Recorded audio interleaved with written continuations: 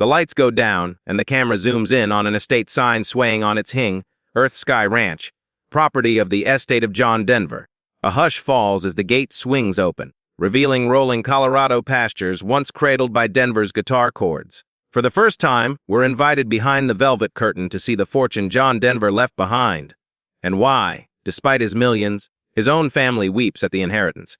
In a soft swirl of morning mist, the camera tracks across one of the 164 parcels of ranchland he amassed, passing weathered barns, windmills spewing creeks, and fields ripening under the dawn. A home video flickers on screen, John strumming "Take Me Home," "Country Roads." On that very veranda, bees buzzing in sunlit eaves. His laughter rings clear, an emblem of the joy he shared with legions of fans. But behind this idyllic image lies another story, etched in deed records and tax filings sealed for decades.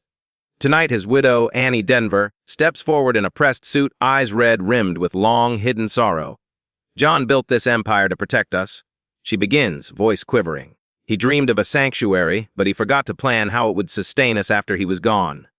Behind Annie, a ledger sprawls across a mahogany desk. Denver Estate Valuation 1997. A red line marks $55 million in total assets, real estate master recording rights, royalties, and vintage instrument collections.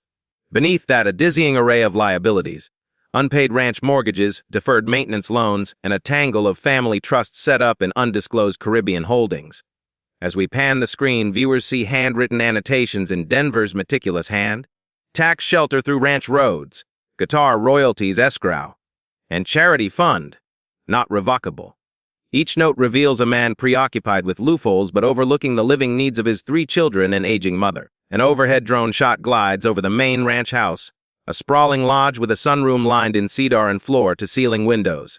Inside, I find open folders on the coffee table titled Monthly Expenses. They list maintenance crews for horse pastures, a small staff for the on-site recording studio, property taxes tallied across 5 counties, and a private security team in bulletproof trucks. There's also a staggering expense: quarterly meetings with Beverly Hills trust attorneys billed at $2,500 per hour. I look closer. A single month's legal retainer exceeds $30,000. Annie appears in a cutaway, running her hand over John's favorite cedar planks. "He never wanted to lose control," she says, "and that control became a millstone." The camera then tracks down a hallway lined with gold LP awards and platinum plaques, recognition of hit singles like Annie's Song, and albums that sold over 33 million copies. But nearby, a side table bears newer accolades, charity certificates from Habitat for Humanity and the World Wildlife Fund. Those plates gleam quietly, overshadowed by an unopened ledger sticking out from beneath them. Annual charity disbursements 1997. The balance reads only $4,500, a fraction of the millions raised in John's name. His charity gala receipts stacked behind the plaque remain boxed up, funds unallocated, leaving the actual beneficiaries in waiting. We cut to Annie, tears glistening as she admits, despite John's generosity, the money stayed here, too tangled in bureaucracy to reach those in need. Outside, the camera captures Annie and their son Zachary standing by a pasture where John used to pen new melodies on the porch. Annie holds a keyring labeled "State," with dozens of keys, one for each barn, shed, cabin, garage, and guest house. She twists them in her fingers and says, "John bequeathed each of us half interest in every building." But without a family vote, no one can sell or even renovate. The shot lingers on a rotting guest cabin, its windows boarded and siding splintered. Light flies through the gaps, symbolic of opportunity slipping away.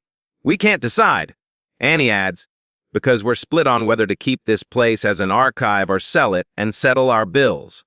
Inside a dimly lit archive room filled with hour-by-hour studio logs and reel-to-reel master tapes, I discover a dusty accordion file labeled "No Released Works." Sleeves bulge with demo recordings. John never finished a holiday carol from 1989, an acoustic ballad about his mother's home, and a partially recorded duet with Olivia Newton-John. Each demo holds potential royalty streams for generations, but lawyers argue over ownership rights with John's former label. The camera cuts to Kevin, my producer, frowning over conflicting clauses in Denver's original contract. Rights revert only if recordings remain unreleased for 20 years. He shakes his head. That clock hasn't run out, so these files sit here collecting dust instead of dollars. As the camera pulls back, floating above the green hills where Denver's horses once grazed, the narrator intones, "Join us in Section 2, where we'll explore the hidden debts, the frozen royalties, and the legal labyrinth that leave John Denver's family teetering on financial ruin. Discover why a fortune built on songs of home and hearth threatens to tear a family apart, and why, in the end, the man who sang Country Roads, Take Me Home, may have forgotten the road that leads his children to security. The final fade is to black, leaving viewers suspended between awe at John Denver's legacy and shock at the tangled web he left in his wake. His songs of solace ring poignant. Home never felt more distant than it does now in this silent, sunlit ranch yard. I step into the main house, once John's sanctuary, and find the grand mahogany bar where he poured Cabernet after concerts. On its polished surface lies a stack of unopened envelopes embossed with the logo of Earth Sky Ranch, each bearing late summer 1998 dates. I pick up the top envelope, notice of tax lien in Fremont County.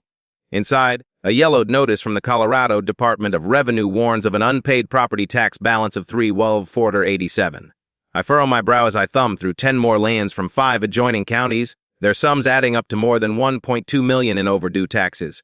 The artist who sang Rocky Mountain High, whose songs evoked freedom and open skies, had his legacy tethered by back taxes on the very land he loved. Beside the bar rests a leather binder stamped, Ranch Operating Expenses 1996-2000. I open it to reveal handwritten ledgers in John's looping script. Under July 1997, I read hay and feed 85,000 barn repairs, security patrols, and 1,000 died out tuss waters. Each month lists thousands spent on a private horticulture team, specialized stables, and round-the-clock security for his guitars and memorabilia vault.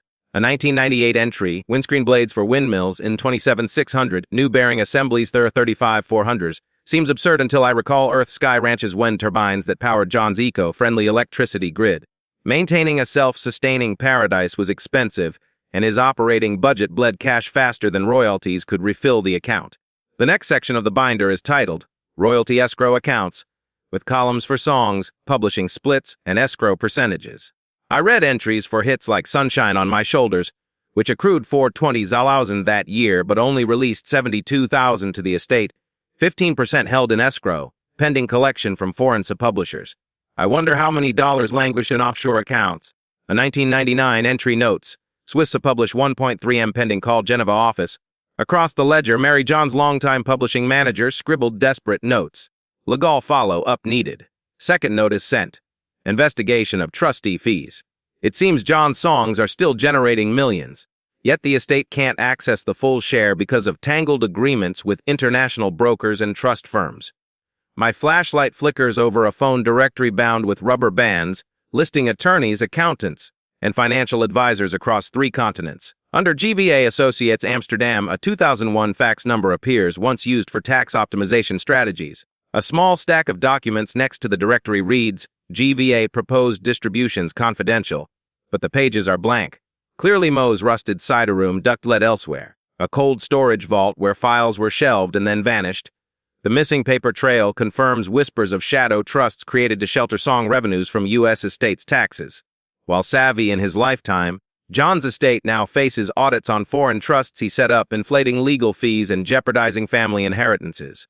In the hallway outside the bar, I spot a corkboard pinned with real estate listings and photos of undeveloped parcels, 166 acres north, 2 acres west. Yellow for sale tags flutter beside a Farastaras Arvow stickers, reflecting John's tension between conservation and cash flow.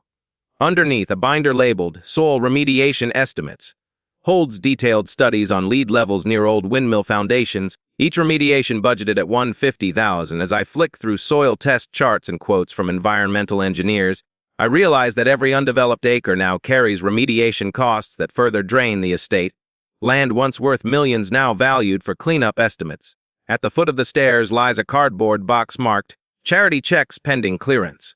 I kneel to inspect its contents: carbon, copied stubs for donations promised to children's hospitals, wildlife sanctuaries, checks signed but never mailed. Date ranges span from 1997 to 2003, each line lamenting, awaiting final account reconciliation. One single stub reads, Urban Wildlife Fund. The $250,000 donate mile until estate reconciled. The infuriating truth surfaces: John's generosity was curtailed by his financial entanglements, leaving the very causes he championed in peril. Finally, I press on through the dusty corridor to his home office, where a leather-bound file titled Beneficiaries and Distribution Schedule rests on a scarred oak desk. Under Primary Beneficiaries, it lists Annie, Zachary, and twins Caroline and Tico. Yet the distribution columns beside Annie's name are empty, marked only pending resolution of tax and trust matters. Below, a line reads, Johnny Ramirez, estate manager. A curious notation given his long-time service. The file ends abruptly, pages dog-eared and missing. John clearly intended to provide for everyone equally, but in his sudden departure, competing trusts and unsettled debts left vital decisions undetermined. As I close the binder, the garage lights hum, and I know I've exposed the core conflict behind the fortune John Denver left behind. His ranch, his royalties, and his reserves of goodwill now lie entangled in legal knots. His family, bound by love and loyalty, faces a labyrinth of liability while the media marvels at his songs. Annie's tears make sense now, not from riches evaporating but from the painful struggle to translate John's dream into lasting security. The camera cuts to John's final studio cabin, a small wooden hut perched on a hill, an emblem of simplicity obscured by complexity. And I realize, the man who wrote of simple joys left behind a fortune far more complicated than any melody he ever composed. I leave the house and walk down a dirt lane toward the great hay barn, its sliding door rusted half open. Inside, beneath a motley of hay bales and horse tack, lies a stack of thick accounting ledgers bound in cracked leather. I pull one from the top, its spine labeled, Production Royalties 1974-1997. Flipping through the aged pages, I find monthly royalty statements for hits like Sunshine on My Shoulders and Annie's Song.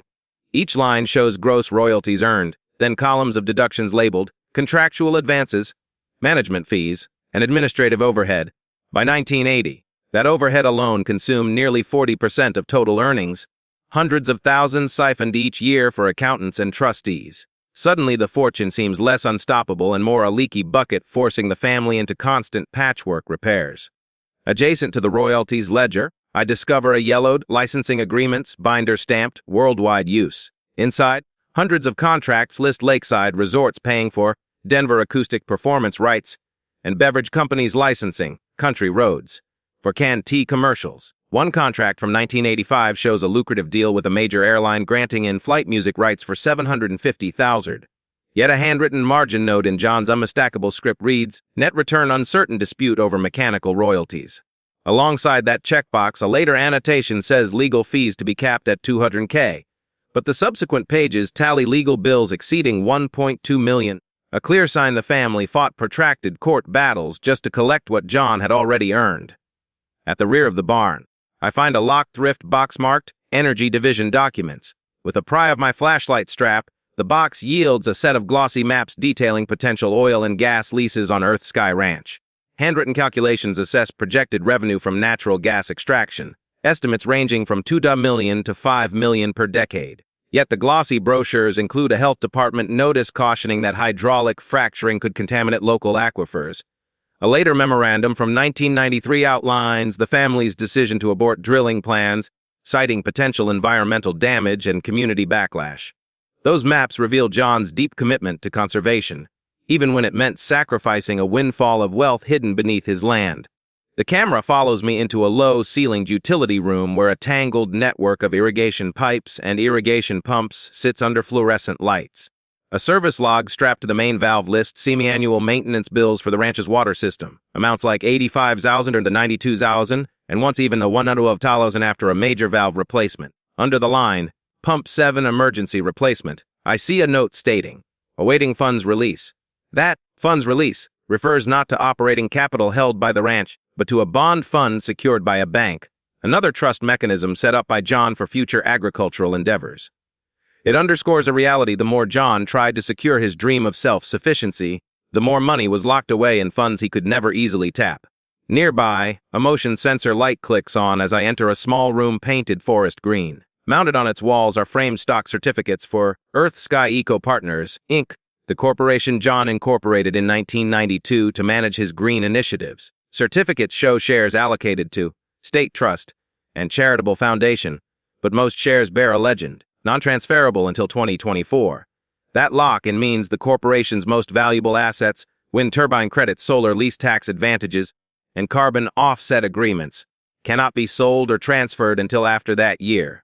As the company's value grows in a carbon-conscious marketplace, the estate can only watch while billions of dollars accrue out of reach. Leaving the utility room, I pause in the barn center aisle before an old tractor covered by a faded tarp.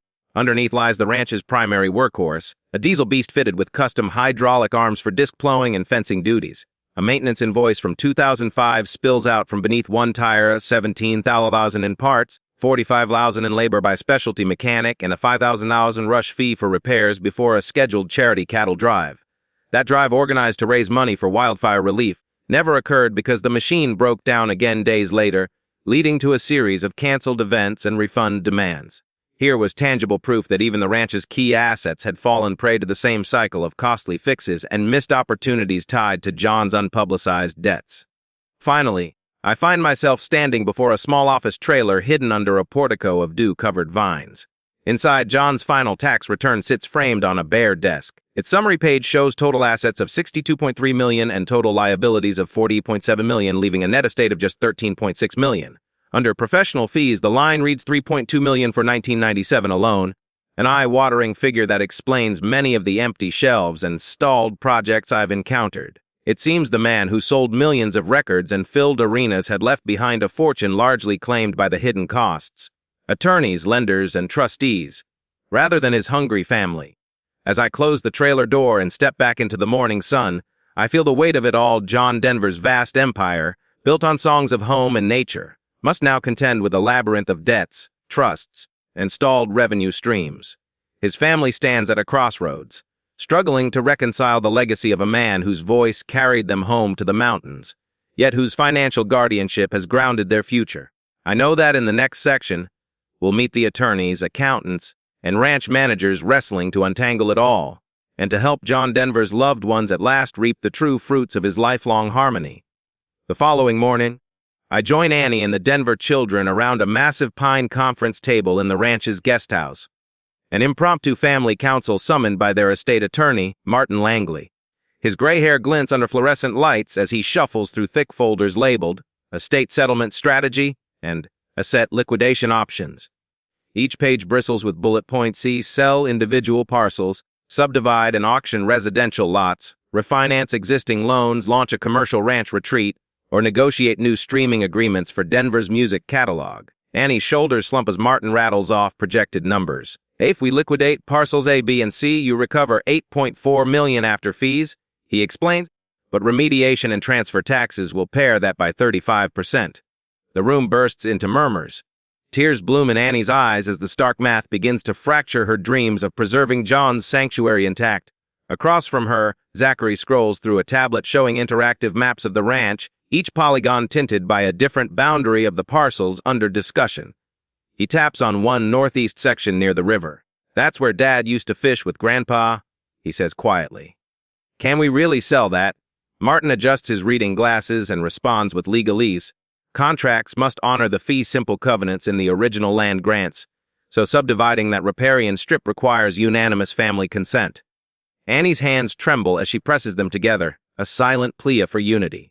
Yet older children Caroline and Tico share worried glances, weighing college tuition against the sentimental acres. Over the next 3 hours, the attorney unveils a dizzying array of figures across 3 color-coded charts. One sheet outlines immediate liquid assets. Those bank accounts and brokerage shares that could be accessed within days, totaling roughly $1.9 million. Another chart lists deferred royalties, payments due over the next decade that, under licensing escrow, could eventually release $3.2 million. The final sheet itemizes operating deficits, projected at $450,000 yearly to maintain the horses, fish ponds, and forest trails. Every number lectures Annie and the kids' stewardship is expensive, and preserving John's ausis demands real dollars. After Martin leaves the room to consult with the trustees, the family huddles in anguished silence. Annie's voice cracks as she whispers the phrase John once told her. Land is more than soil, it's memory. She wraps an arm around Caroline and glances at Zachary. I never imagined a single tear for sloping hills, she confides. Zachary inhales deeply and replies, maybe we honor Dad by making this place live instead of die. His words hang between them as a fragile mandate breathe new life into Earth Sky Ranch, even if it means a painful letting go of legacy land. That afternoon, I explore the other end of the ranch with the family's financial advisor, Sophia Rivera, who shows me a half-built eco-lodging project at the northern pasture. Plans call for 20 timber cabins and solar communal kitchens, estimated to yield $500,000 annually once operational. But Sophia points at the exposed foundation, cracked and overgrown with grass. Construction stalled in '99 for lack of funds, she sighs. You'd need $21 million just to finish Phase 1. She taps her tablet. A slide displays the projected revenue after operating costs, showing a modest profit margin of only 8%. Eco retreat is a worthy vision, she says softly, but cash flow-wise, it's a gamble. Later, I sit down with the ranch's longtime manager, Gus Mendoza, a wary man with sun-cracked skin and gentle eyes. He leads me to the stables where half a dozen Appaloosas graze under coral shade. I've cared for these horses since '95, he tells me, voice heavy. I've got two options: cull older stock to reduce feed costs, or move them off-site to a more affordable pasture. I watch his hand stroke a flecked mare's neck. Neither feels right, he says, but without funds to support their upkeep, the horses die slowly. He looks at me, as if begging, please don't let the world lose them for lack of a check. At dusk, I return to the bar in the main house, where Annie and Sophia have assembled outlines of a compromise plan. Sell the most remote parcels for conservation trusts, complete the eco-lodges on a smaller scale, refinance debts with a new bank willing to offer a lower interest rate, and access a modest portion of the music royalties held in escrow. They calculate the net proceeds could total $10 million, enough to secure tuition for the kids, pay off half the estate's liabilities, and reserve an operating endowment for the ranch. Annie studies the figures like sacred text, tears giving way to determination. This plan may not keep every blade of grass, she says, voice resolute, but it saves our home and our future. As night falls over Earth Sky Ranch, the lights inside the house glow with cautious hope. The family gathers for a home-cooked dinner in the wood, paneled dining room, plates of roasted trout and mountain herb salad passed around a long oak table. They smile tentatively over anecdotes of forest hikes and childhood campouts. The laughter rings imperfect yet genuine, a fragile testament that even in crisis, love can guide the toughest decisions. And as the candles flicker, Annie raises her glass. To John, may these solutions honor your vision and protect the people you loved most. The family echoes the toast, each sip sealing their pact to balance legacy with reality. Outside, the Colorado moon rises above the ranch's ridge, illuminating fields that will soon face new chapters of restoration or sale. John Denver's songs trace soft melodies in memory, but tonight it is his family, gathered under lamplight and promise, who hold the keys to his fortune, and to the future he once dreamed for them all. Dawn breaks over Earth Sky Ranch, casting a rosy glow on the family's new balancing act. Annie and the kids have spent the night finalizing the compromise. Gated parcels in the north will be transferred to a conservation trust. The partially built eco-lodges in the east will be completed on a smaller scale, and commercial acreage near the main house will be subdivided and sold to select buyers who respect the ranch's heritage. Downstairs, the morning papers already buzz with headlines: Denver Ranch in new hands, a greener legacy for John Denver, and family sells off slice of paradise. For a moment, the hush of the Grand Lodge feels heavy, but as Annie steps onto the veranda, the first chords of Rocky Mountain High drift across the valley from a hidden speaker, and she allows herself a small, determined smile. By 9 a.m., the real estate team arrives, led by veteran broker Carla Marino. She wheels in a digital map on a stand and runs through the lot lines in sharp relief. Northern parcels totaling 80 acres, set aside for conservation, will transfer today to the Rocky Mountain Trust, she announces. Those slots are sold at $12 per acre, donated by the trust to local ecological programs. The eastern development will break ground next month, with 6 timber cabins to start, projected to net $1.2 million in first-year rentals. As Carla clicks through 3D renderings, I see the financial future come into focus. Immediate cash from the subdivision, sales will cover the tax liens, the escrowed royalties will trickle back into the estate, and the new venture loan of $800,000 will finance the eco-lodges, leaving a small surplus to fund the foundation's charity efforts. At noon, the family gathers in the ranch's rustic dining hall for a midday meal: roast bison, wild rice, and heirloom apple pie.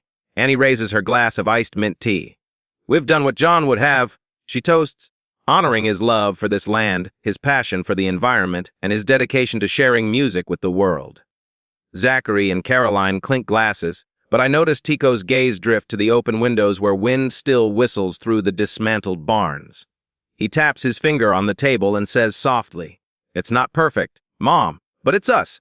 The quiet resolve in his voice reminds me that a legacy survives not in parcels or profits, but in the hearts that keep it alive. That afternoon, The Board of Earth-Sky Conservancy, formed by the family and philanthropic allies, meets under an aspen grove to formalize the land transfer. Evergreen directors clad in evening jackets and cowboy boots sit around a circular table engraved with moose and mountain motifs. Each family member signs the conveyance deeds solemnly, handing them one by one to the Trust's council for notarization. When the final signature is penned, Annie's, it feels like the closing act of a long, drawn-out symphony. The Evergreen directors rise, offering condolences and congratulations. A single trumpet fanfare on a battered cornet plays, Country Roads, as the oath of stewardship is swearing in. For a moment, the wind carries John's melody back to the fields he once roamed. Evening finds us back in the barn where I first uncovered the ledgers. There a small celebration unfolds, a campfire ringed by family and close hosts. The crackle of cedar logs blends with the aroma of maplewood smoke, and Annie taps her glass. "To new beginnings," she says. Then Tico lights a sparkler, waving it in slow circles as if drawing invisible lines on the night air. He belts the first bars of "Sunshine on My Shoulders," his voice fragile but fearless. Others join, Caroline harmonizing on the chorus, Annie's soft laugh counterpointed by Zachary's gentle guitar chords. In that circle, John's songs feel less like echoes and more like living voices, buoyed by each family member's willingness to move forward. When the embers die down, I slip away to the piano built by John for song ideas, a modest upright he kept in the hay loft.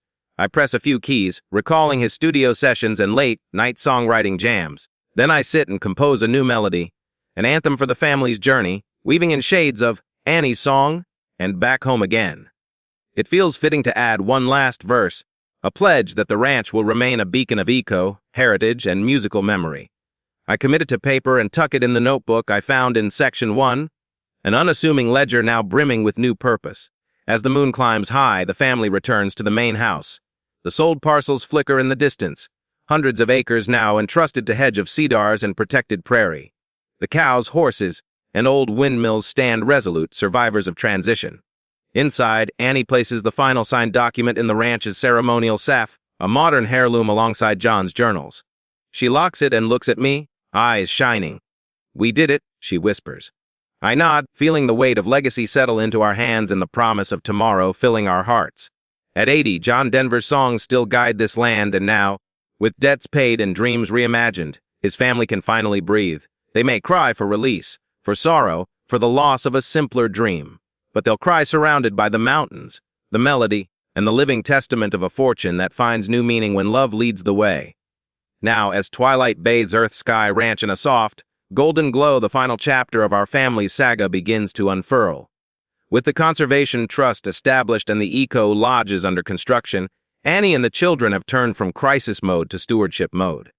Each morning, the family convenes on the veranda overlooking the reclaimed northern pastures, sharing a quiet moment of gratitude before breaking ground on the next phase of John's legacy. We've discovered that healing after upheaval requires rituals as much as resolutions. Simple acts like planting a memorial grove of saplings in John's honor, each one named after a childhood memory of family road trips. These sprouts, tender against the earth, symbolize new beginnings grounded in old roots. Throughout the ranch's guesthouse, local artisans now lead workshops in sustainable ranching methods, birdwatching tours, and songwriting retreats, paying homage to John's twin passions of ecology and music. Experts teach participants how to collect rainwater in restored cisterns and how to compose lyrics inspired by sunrise over the Rockies. Zoe Freeman, our first songwriting fellow, penned an original ballad beneath the red rock cliffs just yesterday, her words weaving John's lines about clear mountain air with new verses about forged by storms and made to rise. Each note she plays through our refurbished recording studio ripples across the valley, proving that this land still sings for those who care to listen. In addition, the Crossroads Foundation satellite program launched a Ranch to Table initiative in collaboration with local schools. Students learn to harvest heirloom barley from our fields and forage wild herbs from the ridges, then join local chefs to craft farm to fork dinners for community fundraisers. In these earthy kitchens, children witness the cycle of life, from seed to sustenance, echoing John's vision of harmony between people and the planet. When a shy fourth grader named Mia tasted her first home-baked barley loaf, she beamed and announced, "I helped grow this," a testament to the profound impact of hands on conservation education. We've also embraced digital innovation to connect Earth-Sky Ranch with a global audience. Through 360 degrees virtual tours, fans as far away as Tokyo and Berlin roam the meadows, enter John's old songwriting hut and watch the wind turbines spin against a painted sky. Our ranch live. Webcasts feature real-time updates from conservation scientists monitoring wildlife corridors restored after years of neglect. Audiences can click to plant a virtual seedling or sponsor a beehive in the apiary restoration project, safeguarding pollinators crucial to our ecosystem. In this hybrid reality, John Denver's musical spirit intertwines with the pulse of modern technology, ensuring his message of Earth stewardship resonates across continents and generations. On the philanthropic front, the John Denver Music and Conservation Endowment has now surpassed $5 million in grants awarded. The Family Trust has committed funding to causes as diverse as wildfire resilience in California, coral reef restoration in Florida, and reforestation projects in South America.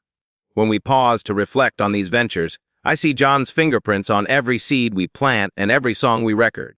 His wish, to preserve Earth's majesty while uplifting the human spirit, has become our family's guiding star. And when I visit the grant recipients in villages and nature reserves, I carry John's compass as a reminder that hope, like his melodies, must be shared with both laughter and care. In the evening hush, as we gather around the campfire for one last toast before retiring to our cabins, Annie lifts her glass of mountain spring water and says, "To John, whose love for this land has taught us how to love each other in our world." The children raise their mugs, clinking cerulean enamel cups, their faces illuminated by flickering embers. Our voices blend in the opening lines of Annie's song, a soft reprise that carries across fields and forests, winding through new saplings and restored streams. In that melodic embrace, I feel John's presence, his voice woven into every leaf and ripple, for he remains the only man who could do that to us, forge lasting harmony between heart, home, and earth. As the embers die, I know this is not an ending but an ongoing journey. Earth Sky Ranch will evolve, yet it will always bear John Denver's name and spirit. And for everyone who has followed our story, from hidden tax liens to conservation milestones, remember this true legacy blossoms when love endures beyond fortune, because John's transformation of a ranch into a refuge now transforms lives around the globe. And in that promise, we find a home. Country roads leading us all back to what truly matters.